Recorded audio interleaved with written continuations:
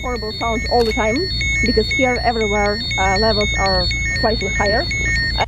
Hi everybody and welcome back to Travel 101 where we talk all things travel and hopefully inspire your next trip. Now I'm going to take you through my experience visiting the Chernobyl exclusion zone, which I did earlier this year. Sorry it's taken me so long to get around to editing this video. There was just so much information and I really wanted to have it all together before I actually presented it to you guys. Visiting the Chernobyl exclusion zone was definitely one of the most unique experiences for me. Seeing what a potential post-apocalyptic world could look like firsthand, as well as that seeing what the residents of the exclusion zone actually went through and how they lived was so interesting to see. For my visit to the exclusion zone, it became very apparent how urgent people had to leave. So many personal and sentimental belongings are still left there and they will never leave the exclusion zone. The first town we visited in the exclusion zone was a town called Zalissya. As I entered the first building I would visit in the exclusion zone, it became so apparent how frozen in time this whole experience was going to be. One of the very first things I saw was Soviet propaganda that was still hung in its original place. Good.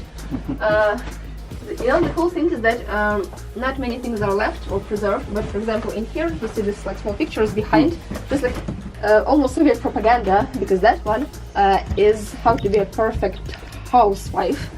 So it's like, you know, for ladies that they have to clean their apartment each day, like to cook, to wash all the windows, floors, like instructions how to be perfect Soviet wife. So just for you to understand what it is. Most of the things you see here also are original. You see, building is not in the best shape, obviously, so be careful. But all these papers you see here, like newspapers, some documents, they were here from 1986.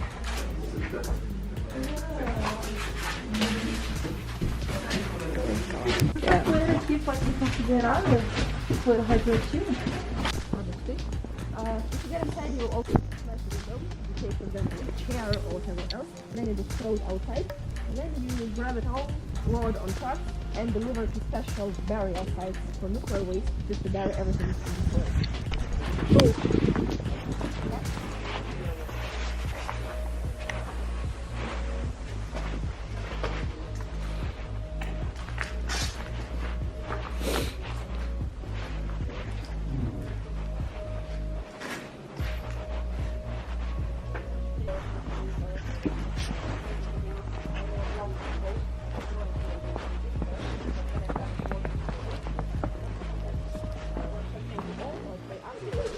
I'm not going in there. I'm not going in there.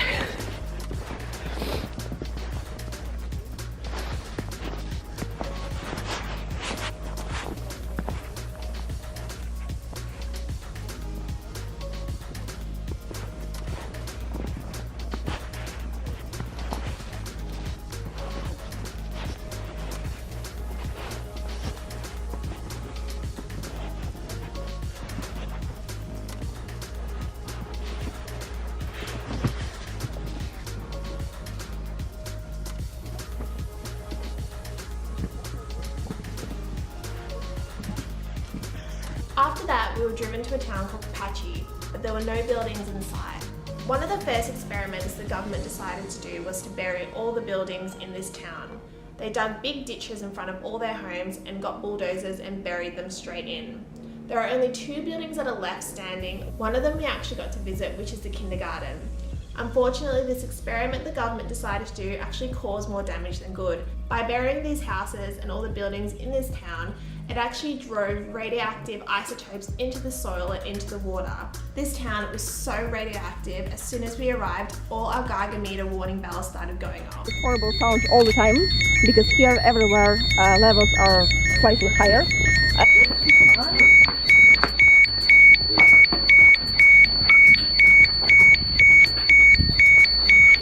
Washed and manipulated. If you will pay attention, you will see that numbers will be dropping from 1.5 or 2 microsieverts back to safe and normal level gradually. You can walk around and make some pictures. Yes, thank you.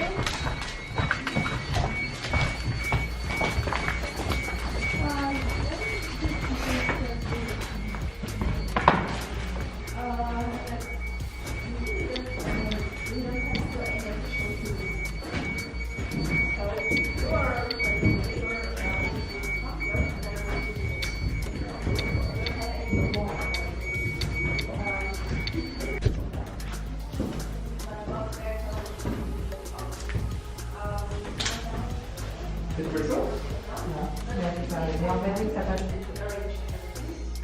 our national security unit against 2015, I think we had about 70,000 people. In 2016, 80.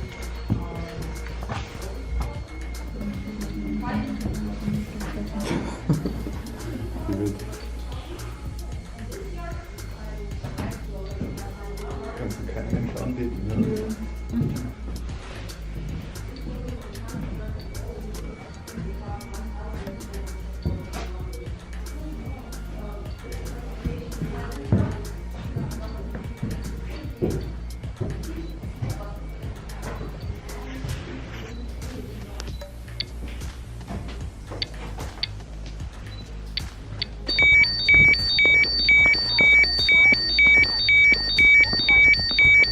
Should we put it down? Just stay still.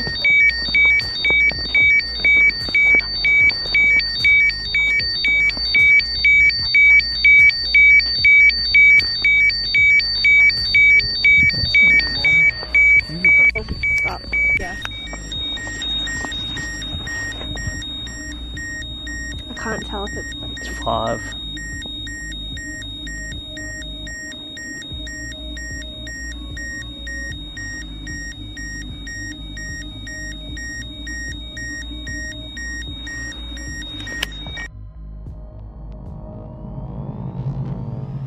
Next was reactor 4. We drove directly through to the power plant and stopped right in front of reactor 4. I was so surprised about how close we could actually get to the building.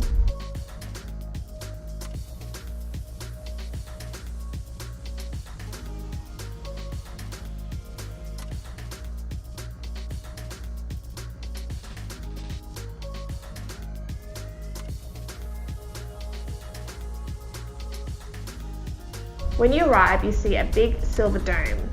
Beneath that is the original sarcophagus that they used to cover reactor 4. This incredible piece of engineering actually limits the amount of radiation that is actually released. Our Geiger meters had one of the lowest readings when we were the closest to the original explosion site.